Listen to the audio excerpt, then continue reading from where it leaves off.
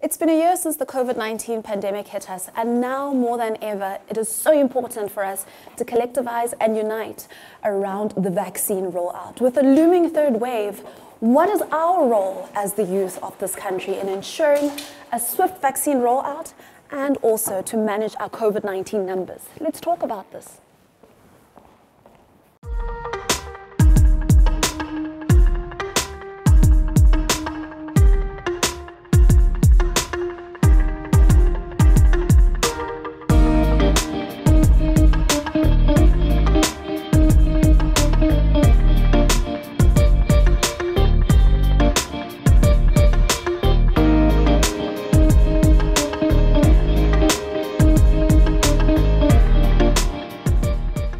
It's been over a year since we've been hit by the COVID-19 pandemic worldwide.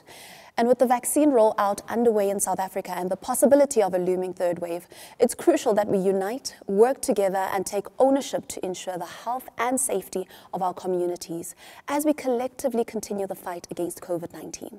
In the midst of uncertainty, skepticism, and the rapid spread of conspiracy theories that lead to vaccine hesitancy, perhaps it's important that we ask the right questions and not shy away from discussing what's fact and what's false. With June being Youth Month, how can we as young people take responsibility and ownership, as well as look out for the elderly in our communities and ensure that we spread positivity during the season we find ourselves in? To have this conversation, we are joined by Ottilia Maunganidze, who is the Head of Special Projects in the Office of the Executive Director at the Institute for Security Studies, as well as Ayabonga Cawe, development economist, broadcaster, and columnist, who recently added author to his list of titles. Thank you so much for joining me on the sit down. Welcome. Yeah, thank you very much for the invite. Well, let's start with you, Ayabonga. Congratulations, firstly, for your book. Thank you. Congratulations. You know, we're trying to make sense of our world, Sure. you know, and also our post-apartheid reality in South Africa. How has COVID-19 kind of contributed to that and the advancement and movement to from the post-apartheid into where we are now? Yeah, I guess we moved from a post-apartheid to like a post-COVID-19 moment. And it's made a lot of the problems we had before that a lot worse. But in many ways, it's also unlocked things that probably would not have happened as rapidly were it not for COVID-19. One of those is the digitization of how we work, how we live, and how we play. And that has had massive implications for how even, you know, governments interact with their citizens. And oftentimes there's always the assumption that, you know, everybody's tuned in and everybody's tuned into digital highways and byways, which is not often true. And I think we see that now with the electronic registration for the vaccination program, where we're assuming that people are going to be, you know, in places where they can access the internet enough to do it on WhatsApp and to do it on web. And so those are some of the things that I pick up on in the book and say, how has COVID made some of the structural challenges that we had a lot worse, but also what opportunities has it thrown up as well. And I mean, Ottilia, you share quite openly and honestly, and you know, you back it up with facts on our social media platforms around how our government and actually the entire world, especially, you know, our continent Africa, has reacted to COVID-19, the impact of COVID-19, the realities that we deal with on the ground. And in the work that you do, you also, you know, you back it up with research. What are some realities that we literally have with regards to COVID-19 and our reaction and our government that we're not dealing with on a reality level, but more on a kind of surface level on our continent especially? Right, so Ayabonga spoke about access to digital platforms, and this is more now as the country is trying to roll out vaccines, where in order for people to register, the primary means to do that is online. You can also do that by sending USSD codes, for example, but the reality is on a continent, but also in a country where access to telecommunications is so limited, a pandemic that calls for quick action tests that. But that's not the only thing that's been tested, and I think often COVID-19 has been referred to as an amplifier, something that shines a light on issues that were already there. Nothing that we're seeing now about people queuing for social grants is new. Nothing we're seeing now about young people being unemployed or struggling to make ends meet is new. What we are seeing is that a person that has access to electricity, to telecommunications, but also a safe home to live in, is far better off than a person without. It's not to say that these problems weren't there before, but they are stark. And so when we look at government responses, things like stopping transport between provinces, for example, which might seem as a quick response to a virus that spreads through movement, impacts people that work in Gauteng, but actually have to live in neighboring provinces simply because it's unaffordable to be in the economic hub of the country. So frankly, COVID exposes our greatest vulnerabilities, not only of people, but then of the state as well. How strong is the state to be able to respond to these vulnerabilities? How agile is it and how adaptable is it? Those are the questions that we really need to be asking ourselves. For the most part, where lockdown is concerned, the South African government has done a fairly good job in trying to control the spread of the virus. But it's not just the virus that we're encountering now, it's a whole range of issues, including, of course, misinformation about the virus itself, but about the response to the virus. And I mean, at the back of that, I want to both you and Ottilia can answer this. We have noted the effects of poverty in terms of skepticism as well. You're right, because if I don't have information, I have misinformation, or I don't have information at all, and I don't know, which way to go. You mentioned the movement between provinces. People have to go home. I work during the week here, and I have to go home to go back and feed my family. If I don't understand why I am locked out, why I can't move between provinces, and I don't feel like I have this disease of COVID-19 and the facts and not understanding how to break down the science. I was watching a video yesterday on how skepticism can be formed and how misinformation can be given to people, as well as hesitancy, vaccine hesitancy can develop. All I need to do is kind of give you some false stats, show you some pictures, show you some before and an after, and I'm done. And I have created a system of vaccine hesitancy and skepticism. I think the skepticism isn't unsurprising if you think about how we framed the preventative response to COVID-19. So, and this is not anything that's unique to South Africa. You see something similar in India, for instance, where the assumptive logic and starting point of the prevention measures is that you're living in a nuclear household, mom, dad, 2.5 kids, a dog and a picket fence. And on that basis, you have clean running water, you have electricity, you're able at least to exercise some modicum of social distancing even within the home if somebody has had a contact. But the reality of life in South Africa is a bit different. You have people living in multi-generational households in the same household. You have issues of confinement of space. And I think for me, before we even get to the skepticism, there's also the defiance that comes with this misalignment. So we're hearing one message that we must distance ourselves in particular kinds of ways, but the lived reality doesn't sometimes allow for that. And then you have what we saw in the early stages of the lockdown, which was certainly quite a heavy-handed response in some cases from law enforcement authorities, that I think already start to lay the seeds for the type of skepticism, and then the misinformation, the fake news makes it a lot easier. So I do think, yes, one part is the disinformation, but a big part of it is the social milieu and context in South Africa that often doesn't lend itself to social distancing, doesn't lend itself to some of the preventative measures. How do I wash my hands if there's no running water? How do I social distance and keep the windows closed if there's load shedding? So there's all of these questions that are not simple by any stretch of the imagination. But I think, as Ottilia was saying, they begin to expose the fault lines structurally and otherwise of our society. Yeah. And perhaps to add on to that, right, even the messaging around certain measures implies more about social control and less about what it is we are confronted with. So when you see a video of people in a restaurant or at a club or somewhere and they are huddled together, the immediate response is, this is a violation of the COVID-19 rules because you are so close together. but not about how it can spread the virus. And so there has to be a lot that's done from a government communications point of view, but also from a societal communications point of view that speaks to why these measures are in place.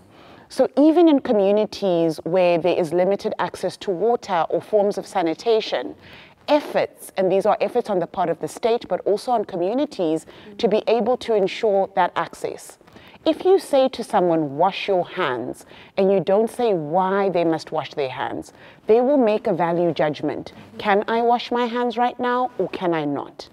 But if you say, in order for you to be safe, in order for you to prevent contracting a virus that is killing people across the world, please do your best. If you cannot wash your hands, please don't touch other people. People are more likely to listen to that message. Does it not have to do with, I mean, we live in a society of rules, not principles. There we go, there we go. We focus so much on rules and regulations and going to jail if you don't do A, B, C, D, but zero principles. But I think that's also, once again, an outcome of our history. I mean, think about it this way.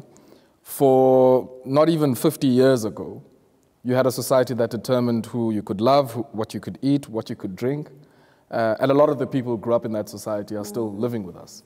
A lot of them are making decisions in government.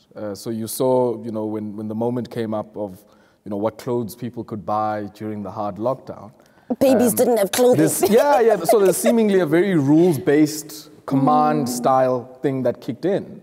Rightfully or wrongfully so, but I think at a perceptive level, you end up having a situation, as Ottilia is saying, where people are more afraid of the law enforcement consequences than potentially some of the health or epidemiological consequences. Yeah. And that's it. Are you controlling me, or are you keeping me safe? And look, we can have this conversation around principles or rules. The reality is, at least for the first 6 months of lockdown, the majority of people did actually listen. And even now, you know, speaking in June 2021, what shop do you go into where there isn't a sanitizer? What place do you go into where you aren't at least requested to have your mask on you?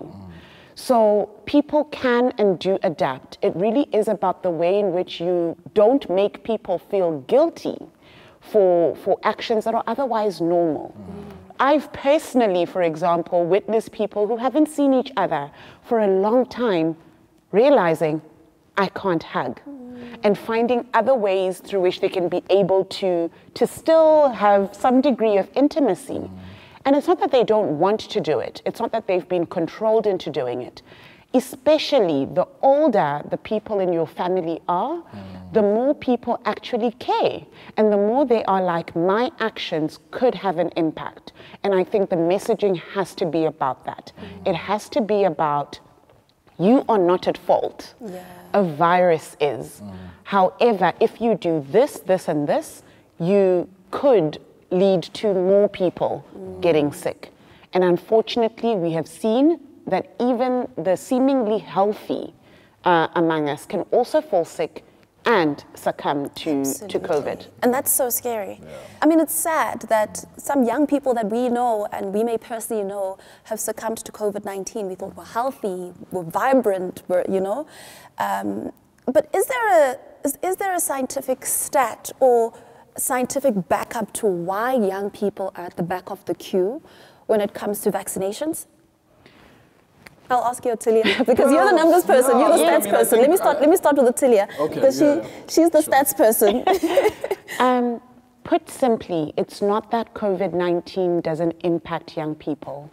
It's actually that people, one, that are older, but also those that have underlying conditions that lend themselves towards greater viral infection or an impact of that viral infection, are dying more than young people.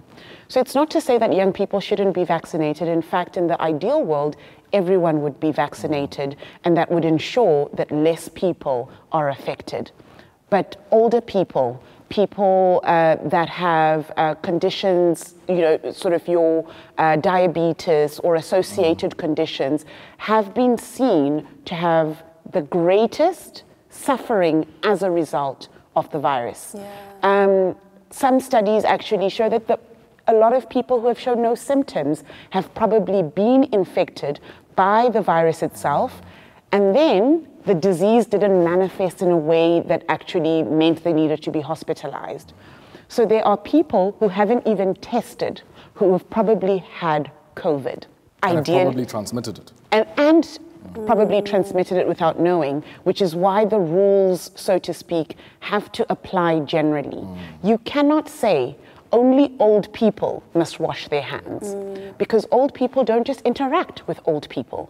You also cannot say only young people must do this. So ultimately you have to have a system in place that actually protects everyone as best as possible.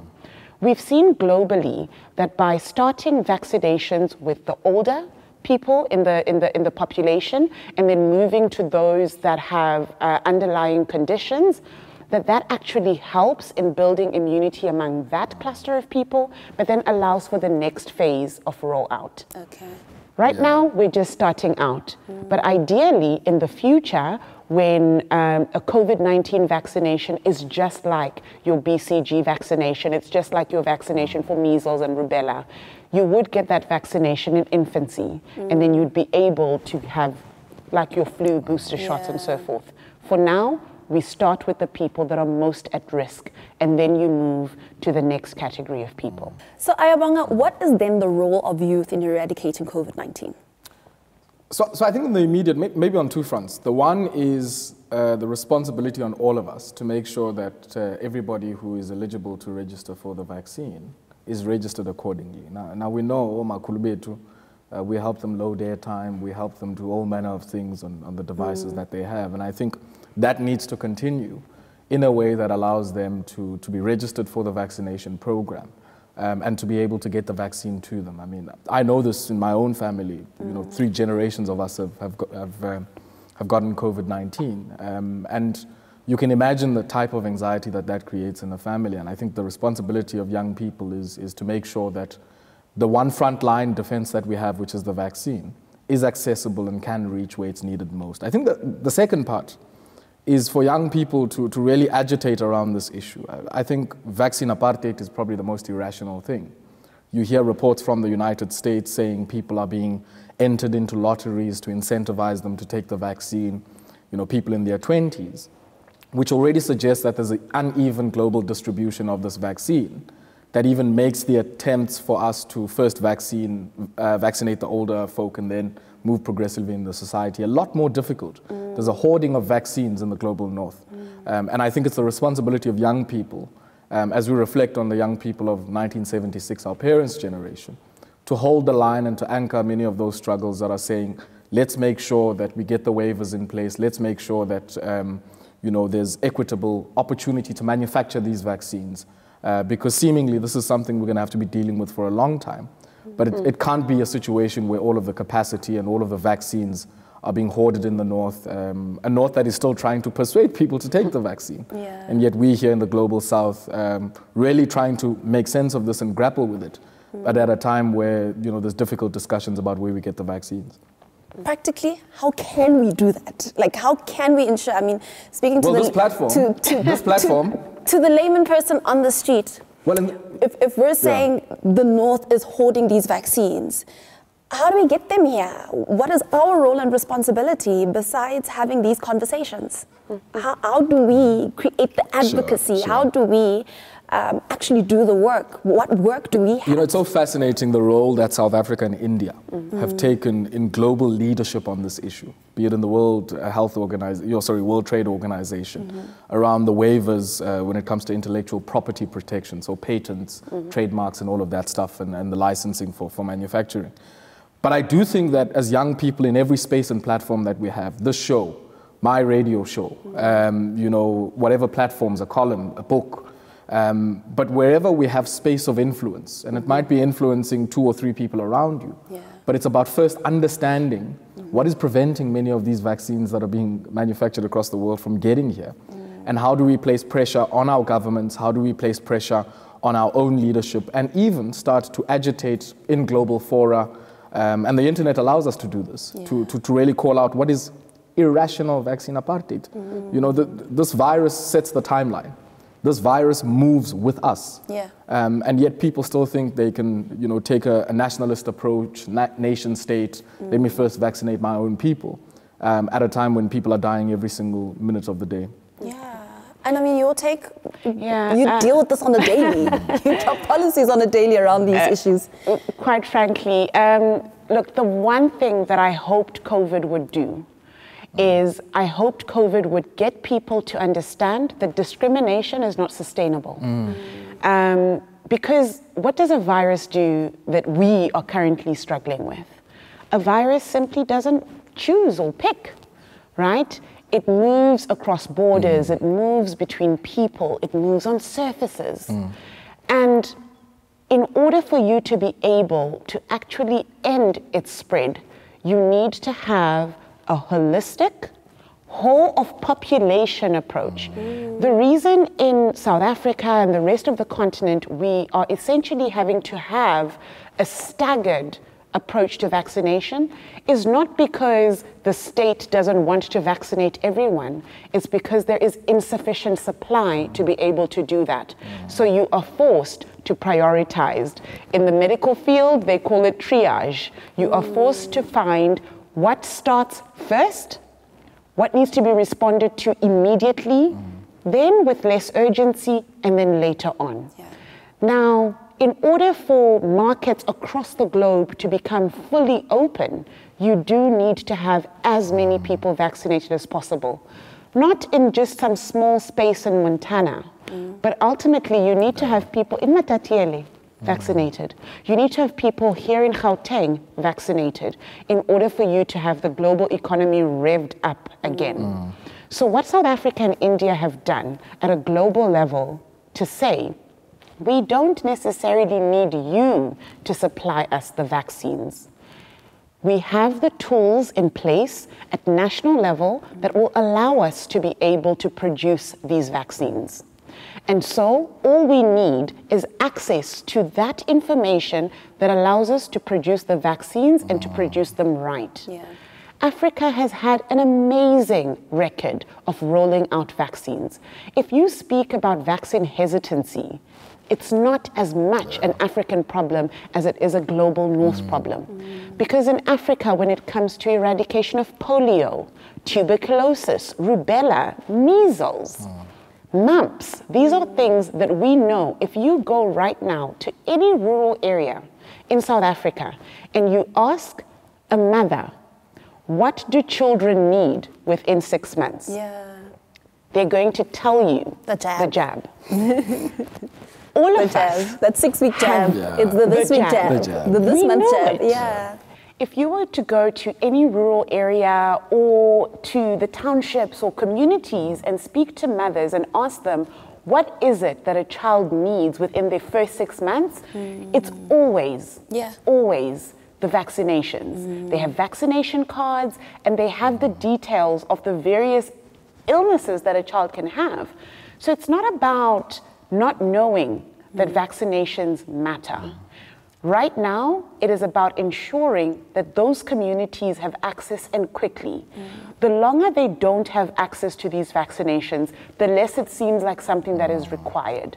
So right now, for example, China, through its Sinovac and Sinopharm initiative, has already started its plans to roll out manufacturing of their vaccines in Egypt and Brazil. And so the task now is for other entities, and we know with the plant, with the Aspen plant here in South Africa, that we should also be able to start rolling out the production of vaccines.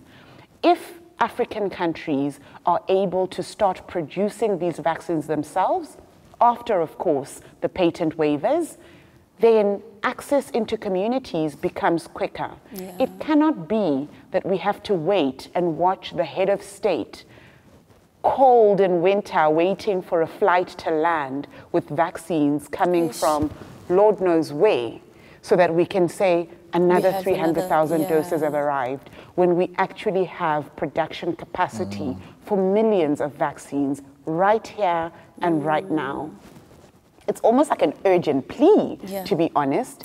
Let African countries that can produce vaccines produce vaccines so that the African population can be vaccinated quicker. I want to come back to the conversation also around how do we kind of get going, especially in our rural and township communities, with the vaccinating our elderly and those in the vulnerable groups, because they're already they're able to sign up now and get their vaccinations and get their jabs and wait for the SMS. And you know, I think back on when you go home or when you're in the rural areas or the township, there's always that black book.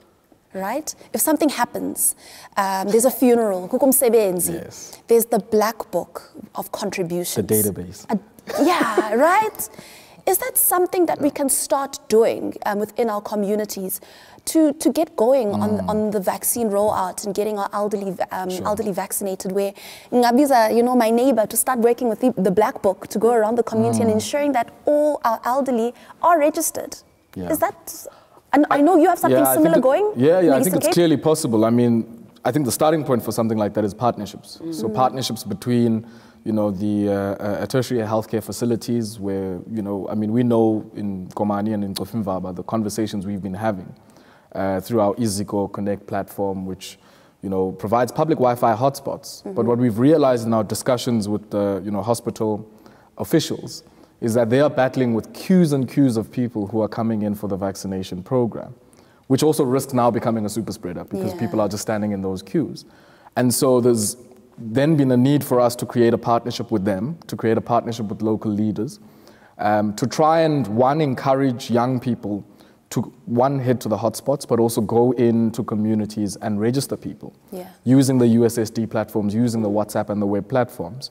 And I must say that hasn't been easy because, as you would imagine, you know, the black book might have worked a lot easier. But I think it is something that is possible. And I think that that's the responsibility that we've taken on as young people in that part of the world, to say we've got this enabler here that allows people to connect not just to the internet, but to this much needed you know, vaccination registration portal. How do we place that at the service of whatever partnerships might emerge that are driven by the community to respond to this one issue and challenge? And I think our communities are already in the habit of collectively resolving problems. And so we mustn't allow this virus and its injunction of social distance to take that collective spirit and that spirit of solidarity away from us. Because we have it. It's in us as Africans, right? South Africa is literally built on community organization, on ensuring that information reaches people that wouldn't otherwise get it. It's now about making sure that that is funneled correctly and in a way that actually ensure, or rather limits what you're speaking about, Ayabonga, which is basically hundreds or thousands of people arriving at a hospital at the same time because now is the time to vaccinate. It's easier when it's an election because people will show up.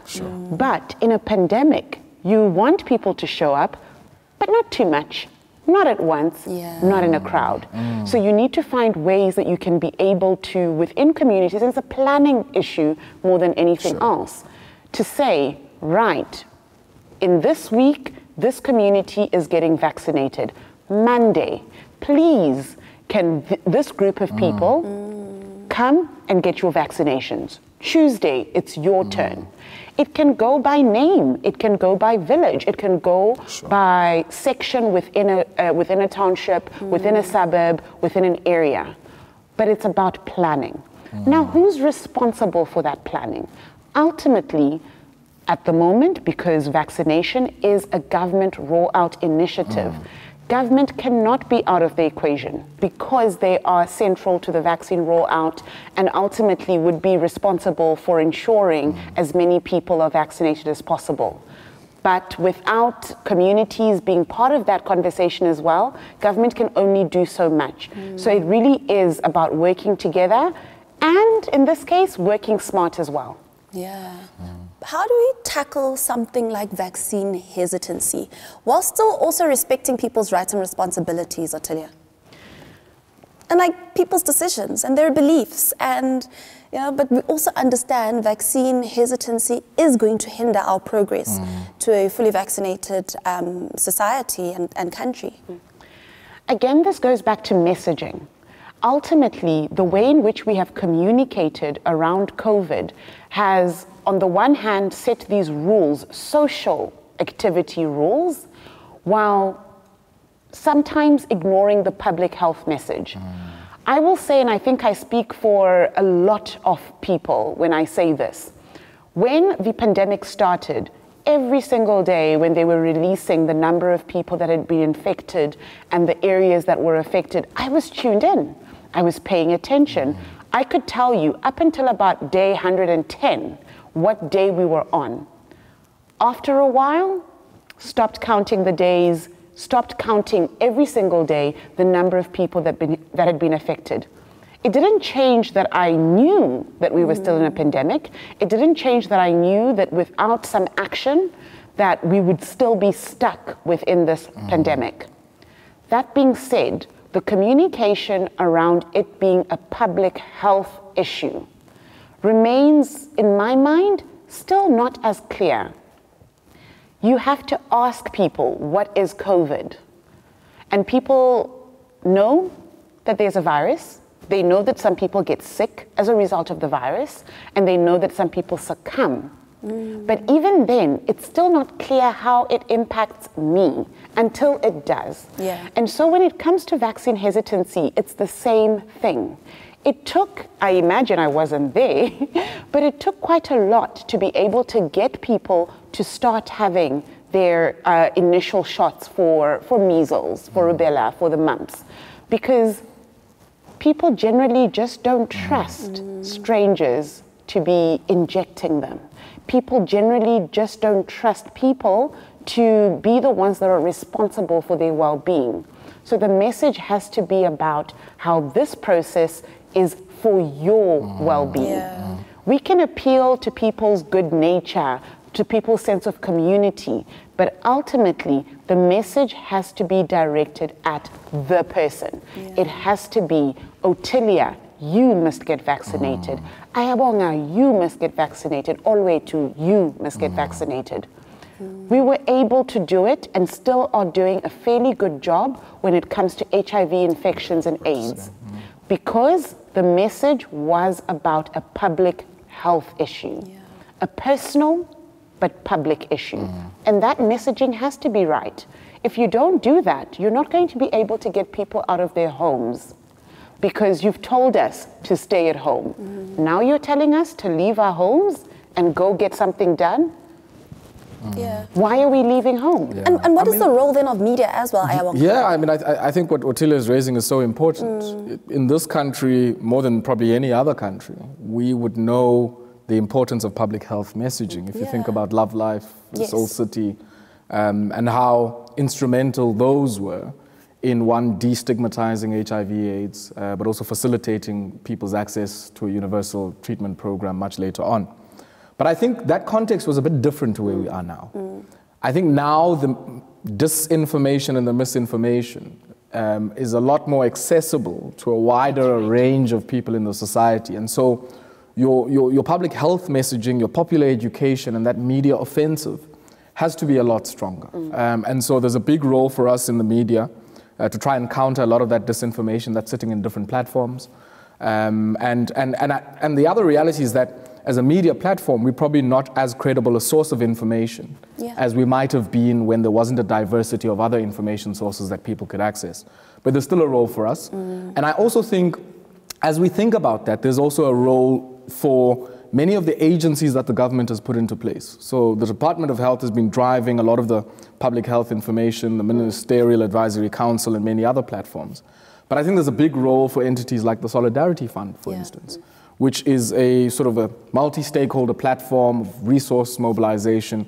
And I think the big question mark there is, how do we get that type of messaging out there to the platforms where people are already accessing some of the misinformation? People are talking about 5G, saying, you know, hey, 5G towers is going to mean they want to put a bug in my hand or something like that. Exactly. So, if I'm not going to die. So I think you can't blame people for that. We live in an age of hyper surveillance. We live in an age of multiple platforms. There's no barriers to entry in creating a platform. I can go up, you know, create a YouTube page and say whatever it is that I want to say, irrespective of whether that is true.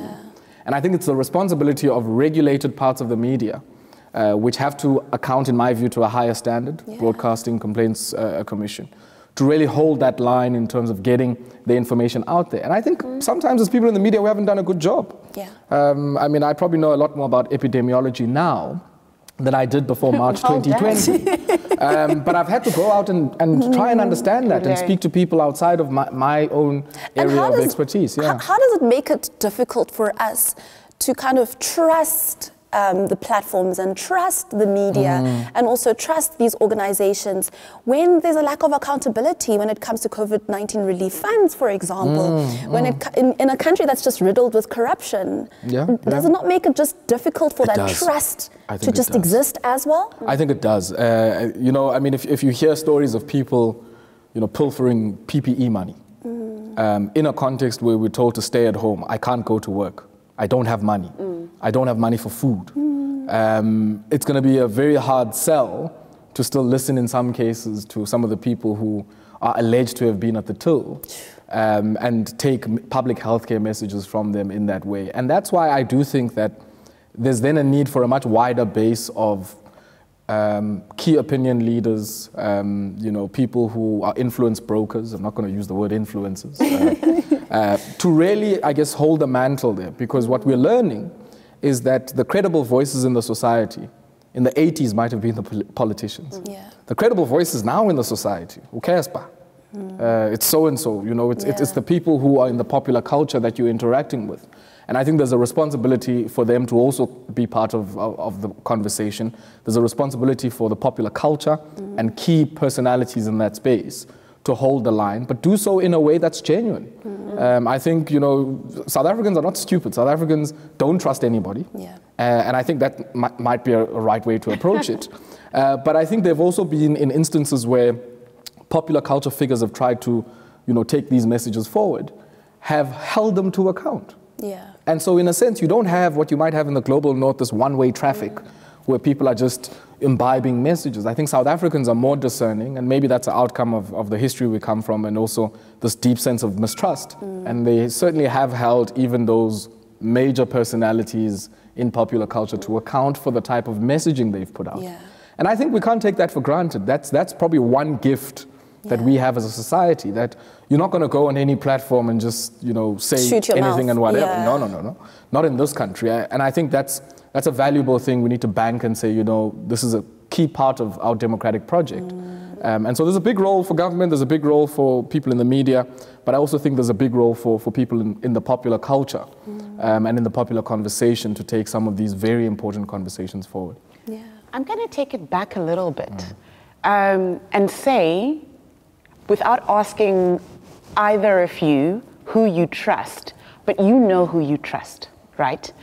You know who, if they said to you, Ayabonga, go get vaccinated, even with some questions which you would have a conversation about, you are more likely to listen to that person. The reality is, it's not the Department of Health that I personally trust. I happen to have family that are in the medical fraternity. But even then, when I have questions and things that I need clarity on, the people that I trust most are not popular. They're not politicians. They are the people closest to me. A proper public health message, like what was done for HIV/AIDS, means educating people at local and community level to be able to transmit that message. If you're in a group of women, for example, and among yourselves you trust each other, and you receive misinformation via WhatsApp, you're more likely to be like, "Hi, do you believe this? Hi, do you," you know, you're more likely to ask among yourselves. And if there's someone within the group who has some reason and says, "No, I've checked, this didn't happen, this is not true," people are more likely to believe that. So it's a harder task to do because no amount of a rapper singing about it will make a 65-year-old woman feel any differently. But if their child told them, if the person that takes care of them asked them in a way that is not, and this is the main thing, in a way that doesn't shame them for their lack of knowledge, in a way that doesn't say to them, if you don't do this, it's your fault, in a way that ensures that they are protecting themselves, but also their children and their grandchildren, they're more likely to buy into it. No minister of health is going to convince someone, especially if they use alienating language. I've listened to briefings where even I'm like, yo, if I didn't have to do this, right? So simple language, direct language, language that speaks to communities by the communities themselves. It's community leaders that get people out onto the streets. It's community leaders that can be able to help get vaccine hesitancy lower. There will always be vaccine hesitancy. There will always be 5, 10, 20 people that, regardless of what you say to them, won't go ahead, but you can be able to reduce those figures. And I am not the one that's going to do it. I can only do that in my community ultimately. And then it's about building those networks. And let's talk perhaps, about the interprovincial travels. We spoke about, we touched on it earlier on. I think one of the we mentioned earlier on, it's one of the things that has caused these big rifts between people, because obviously you make money to take it home. But in what way can we allow there to be some kind of digitally going home? In a way, like you spoke about, the people that are closest to us are the very same ones that we trust with information. And when I say digitally going home, it's taking that information home, ensuring that our elderly are being vaccinated at home. Because we can't necessarily move. How do we communicate that but get the right information across? And I also want to ask you, Ottilia, around the security as well of ensuring our elderly people's data and security is also protected along the way in all of this. How do we send across that message of this is how you protect your information when somebody comes knocking and wants to help you register for the vaccine in terms of curbing and getting them vaccinated as well? I do think that those communities are already existing. If I think about in my own family, when this started, there were probably around 3 WhatsApp groups. My grandmother was one of the first few people who got the virus after a hotspot in the Eastern Cape, had been triggered because somebody had come in from the UK for a funeral. And that's how that had initially spread to one of the first few hotspots in the Eastern Cape at the start of the pandemic. But very quickly, coming back to this whole issue of collective action, we were able to mobilize ourselves into a WhatsApp group. Some of the people in the WhatsApp group, luckily enough, had some medical expertise. So they were able at least to overcome that steep learning curve for all of us. Because now you don't have a choice. One of you has this virus, so you need to make sure you learn as much as you can about it. And I think those communities do exist. But one of the other things we're going to have to deal with all the way to, if we want to deal with skepticism, but if we also want to deal with some of the more unintended consequences of how we've dealt with this virus. So one of the ways we deal with, the skepticism around the virus is to also not pathologize and dismiss people who have had, an immeasurable amount of mental angst associated with this. I mean, the inability to travel across borders, when you have different, parts of your family living in different provinces, is a traumatic shock. And so when people begin to entirely now reject the theory of COVID-19, there is a combination there of some way of trying to deal with that mental angst. And I do think that the public health messaging must also be able to deal with that. So what are some of the other, side effects and consequences, not just of the disease itself, but also some of the measures that have been used to control the disease. And I think we're at a phase now where we have to confront that. South Africa is also one of the countries that has the most in terms of access to mobile technology. It's not necessarily smartphones, but a mobile phone. And so being able to ensure communication for ordinary things. So to check on each other, to make sure everyone is okay, and then also being able to use those tools to then be able to spread good news, so to speak, but well-informed opinions is critical. And so while a lot of the registrations, for example, for vaccines have had to be through online portals, there is still a USSD platform. Getting the message into communities that you have to dial star whatever hash is important, right? But ensuring that that is communicated through the radio. How often do people listen to the radio, particularly in rural areas and in townships? Quite a lot, actually. So being able to say, when announcing, just remember, if you want to register, here is the USSD that you use, for example, is useful as a starting point. But then, and this is the question you asked about data privacy. Right now, whether it's through the COVID-19 SA app that has been in place, which uses Bluetooth technology to be able to track location, but not the identity of a person, and relies on the person themselves, self-reporting, again, without saying their name or their age, or including their ID number. That alone is a useful tool to use. Likewise, for the process of vaccination. But, and this is where, linking this to the question of vaccine hesitancy. Vaccine hesitancy is countered by more people being vaccinated. So those people that are vaccinated, that are willing to speak about their process, that are willing to say that I am vaccinated, ought to do so. People shouldn't be forced to say I have been vaccinated. And I think that's the important message. Yeah. It is a voluntary process, and those that are willing to share their experiences should be able to do so. And it doesn't have to be online alone. It can be in community groups, literally speaking with each other. When we can't physically cross borders within our own country or out of our own country, we have to find other ways to connect.